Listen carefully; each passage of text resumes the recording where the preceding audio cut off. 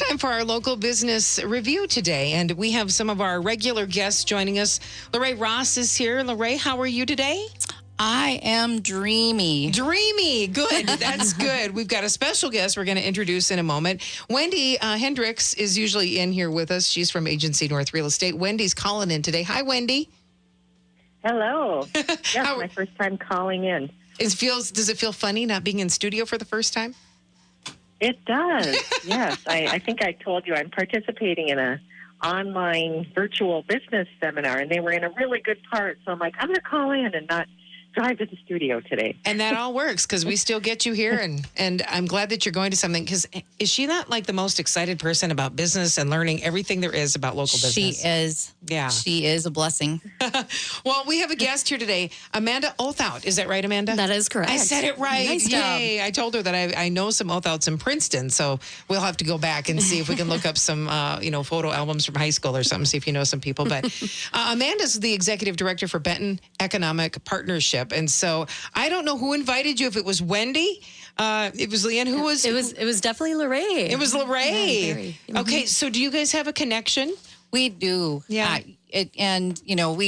We welcome working and collaborating with a lot of different agencies, but we have a special relationship with Amanda, and we appreciate her so much. Well, this is fun. Amanda, thanks for coming in today. Did we interrupt your day? Because I know it can be tough. No, absolutely not. Okay. No, I cleared my day for this. You cleared your day. That's great. So let's talk a little bit about Amanda. As I said, she's the executive director for Benton Economic Partnership, and she's worked as the economic development director in Housing and Redevelopment Authority for the city of Elk River. She managed city development and redevelopment projects and business outreach, expansion, and more. You've done a lot. You have your bachelor's degree here from St. Cloud State University in planning and community development as well. You've done a lot. I could go on and on and on. You've got strong roots in Benton County. You grew up on a dairy farm? Yep, I did. Yep. I love farm girls. Farm girl too. I don't know if I worked as hard as you. I was a farm girl though. Mom and Dad more put me in the house because I wasn't good at driving the tractor, but I did pick rock. I did do that. We have all done that. So today we have you here, and we wanted to talk a little bit about the history of Benton Economic Partnership and some of the things that you're doing right now in case people haven't really heard of what that is, and tools that you have for business owners, and why studies like the housing study are vital. So first of all, I guess, tell us, what does the Benton Economic Partnership do? Yeah. So Benton Economic Partnership, we're a fairly new organization. Okay. So we started back in 2016. And really it's a public-private nonprofit organization. So we work in collaboration with the cities, the townships, the county, and our local businesses and individuals that are very supportive of economic development efforts in the county. So we act as the economic development arm for the county. So we facilitate a whole bunch of different initiatives. You mentioned like the housing study, for example. Yeah. And that's, where we work with our partner cities to understand what our current supply of housing is. We know that there's a demand, and we want to really understand what that demand looks like in the future. And then that's a tool for policy making, as well as attracting developers to our area. So, wow. Yeah, so it's pretty interesting. The study is, we've contracted with Maxfield Research, and they are kind of the experts in these types of studies, and it's going to be very detailed information on our county. So it's going to be really fun to see what they show as the future demand for housing in Benton County. So that's just one thing. How long do they do those kind of studies? Is that a years-long study before they give the results, or is it like a yearly thing? No. So we commissioned it back in, I want to say February, and it takes about 6 months, 7 months to complete the study, and that's we request a lot of information from the cities and our partner cities and the county, just to understand that and provide more information on new housing starts and permits and stuff like that. And so we'll have that done hopefully this fall, and then ready to send out to developers by by this winter yet. So, Wow. yeah, I never even thought of all of those things, the little bits and pieces. You just think, oh, I wonder if they're ever going to have more housing over here. Yeah, right. And you wonder why and where they get the figures. And this is the kind of organization that helps. This is exactly what they use. Yep. Wow. So, Okay. and that's just one initiative. We have our broadband initiative that we work in partnership with the county and our cities too. That our goal, our countywide goal, is to provide fiber to all homes and businesses in our county. So that's a huge initiative. We're funding that through a portion of American Rescue Plan Act dollars that was appropriated by the federal government. So we're utilizing some of those funds to make sure that everybody's connected.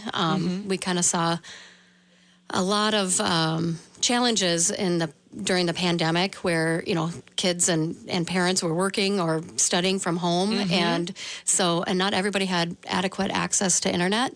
So that is another initiative that we're working on in partnership with the county. We were talking about that earlier this morning. The rural areas, I mean, it's still amazing to me that the slow internet service that my dad has in Princeton is just unbearable. It's unbearable. And even when you try to get the Wi-Fi, it just is not what we're used to. We're spoiled. A lot of us are spoiled right here in town, right? Right. But I think that goes hand in hand then with attracting, more people to those communities as well. And certainly, the kinds of businesses that we work with, people who are solopreneurs or, of course, freelancers and stuff, they rely heavily on the broadband capabilities in these communities. So somebody who has kind of run their gamut where they grew up maybe rural and then, they went to the big city, big boy, big girl jobs and stuff. Right. But now they've got kids of their own and they're like, I'm harkening back. I want to go home.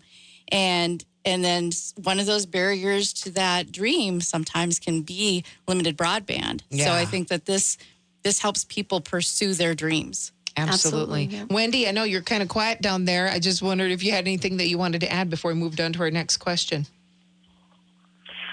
Yes. Well, speaking of the broadband, I had worked on that initiative in my marketing business a few years ago, and I also am from Princeton, so I'm amazed, too, with my family. It's like, you're right. We do take for granted what we have, but it's so important, especially now with people working at home, and even a lot of people are homeschooling now, to get that broadband out to the rural communities.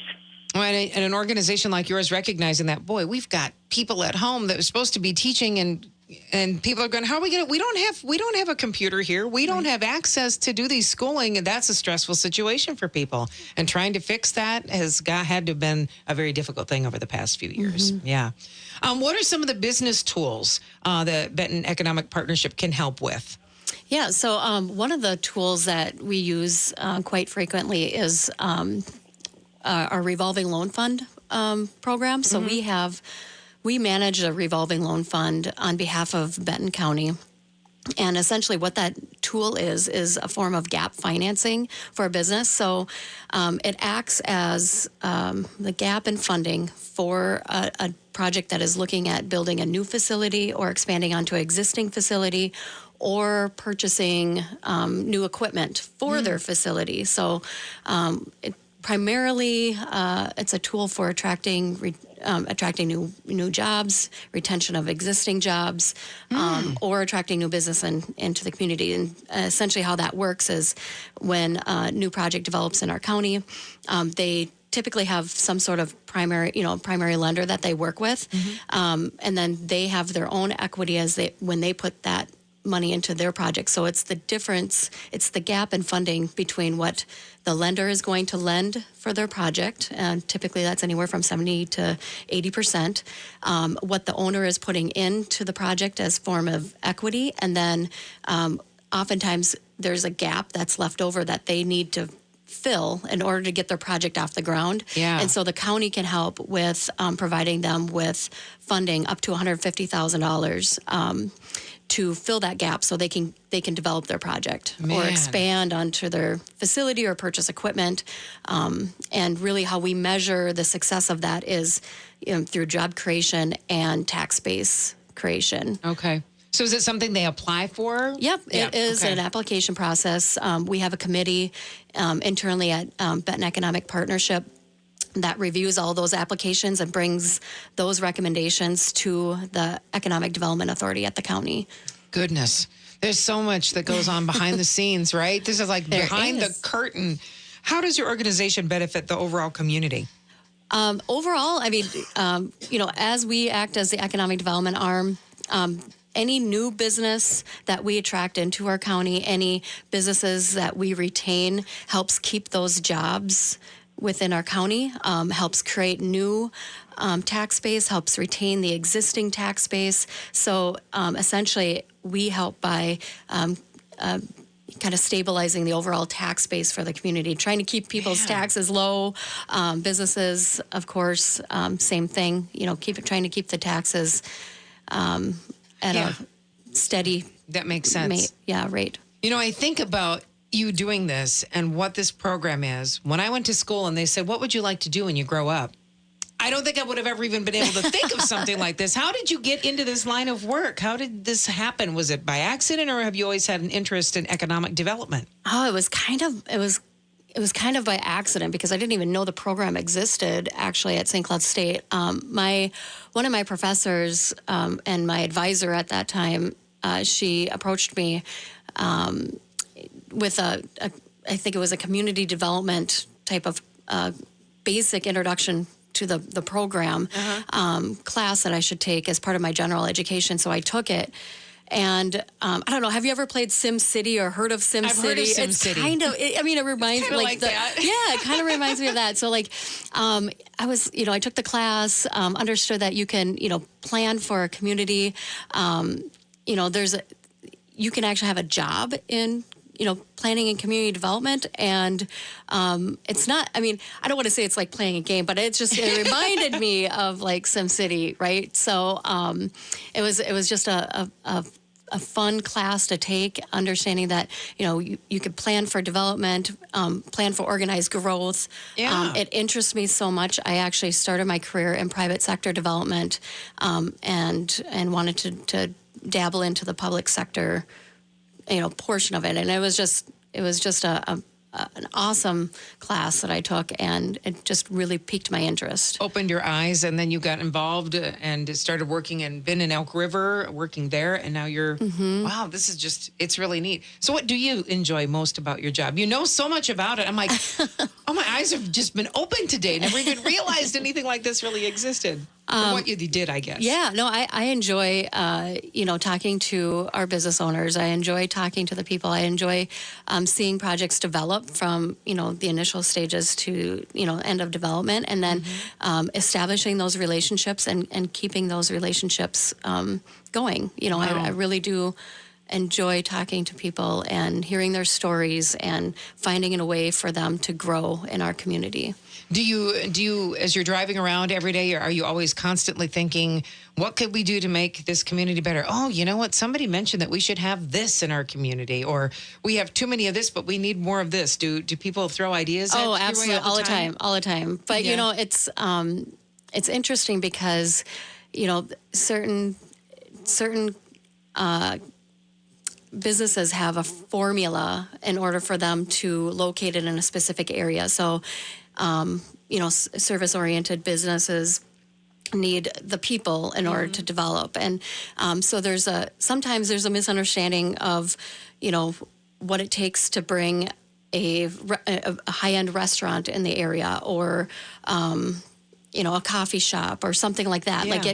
There's sometimes a misunderstanding, but yeah, we always get those questions or those comments like, oh, we should have, XYZ here and XYZ here. And, but we always take that stuff into consideration when we look for development or attract new development. So do you work closely with SBDC? I will have to meet Amanda. I actually haven't met Amanda. So you haven't? No, don't you want to meet her now? Actually, sometimes Barry and Lorraine invite guests. Sometimes I do. But Amanda and I are very similar in what we do, in her work with economic development and my work with commercial real estate. Yeah. And we both have, it's just a passion for working with entrepreneurs and businesses and growing our communities. So it's the work that they do is vital, and the gap financing and having programs like that is critical, because so many people, it's really hard to start a business and have the capital to do that. So having programs like that is so important. Well, and I guess I think a lot of people that are wanting to do business may come to you and say, hey, we want to do this. Do you then say, okay, great idea. I think they might need a little help from SBDC, who can also say, refer them back to you, say there's a partnership program that can fill the gap, because otherwise how would they even know about it? Exactly. What a That is the partnership. beauty. It is the beauty of the partnership. Definitely, and it takes, from our perspective, certainly, we're not going to send everybody Amanda's way. It's only if it feels like it's a good fit. But, even just us getting together and having a conversation and collaborating. Amanda invited Barry and I over to a special meeting in Foley a couple of months ago to talk about some of the challenges they're facing in terms of, wanting to revitalize their downtown and what that looks like, or what the needs are. And so in terms of, what kinds of services and education we could bring to that revitalization effort. Boy, we've learned a lot today. This is great. I mean, if you are someone who is entrepreneurial, you've always wanted to start a business, you've had something in mind for a while, maybe you've been saving, but there's a few things that you don't have in place. You don't have the education on a lot of it. There's so many doors. SBDC, they can line you up with Amanda. We're Benton Economic Partnership. You can talk with them. Is there a certain place, Amanda, where people should go to learn more about what you do and services absolutely. offered? And so our organization is membership driven. So in order to, participate in all those fun things that we do and support economic development in our community, you can become a member of Benton Economic Partnership, and you can find that membership information on our website at bentonpartnership.org. Awesome. This is great. We're about out of time. We have Amanda, 1 minute. I see that you went to Hamlin also. Yeah, I did. I did. I graduated from Hamlin, so Man. and Kelly and I are from Princeton, so we all got ties here so many together. connections. It's a small world. Wendy, thank you for joining us from so far away. We appreciate it. Amanda, thank you for taking time to Thank you enlighten very us much. today. And of course, Lorraine, thank you always for coming in and bringing us such great guests and enlightening us, letting us know what's going on in our community. Great. I think it's just so important to help people become aware of what's going on and what's available. And what's available out there. Wendy, Lorraine, do you guys have plans for next week's show that we want to tell people about? Actually, no, Wendy. I think it's Wendy. The ball's in Wendy's court. Next week, we have a very special guest, Jody Paulson, the owner of the Pizza Barn in Princeton. Oh, speaking of Princeton. Oh, my gosh. Yes. They have Fantastic. launched a food truck also. So she started a food truck, and they have been around the... Yeah, they have been around my... around events in the area. Yeah, and they will be here more. We'll learn more about it next week. All right, it's time for our news. We'll be right back with more, and we have our garden corner coming up. You're listening to It Matters with Kelly Courts.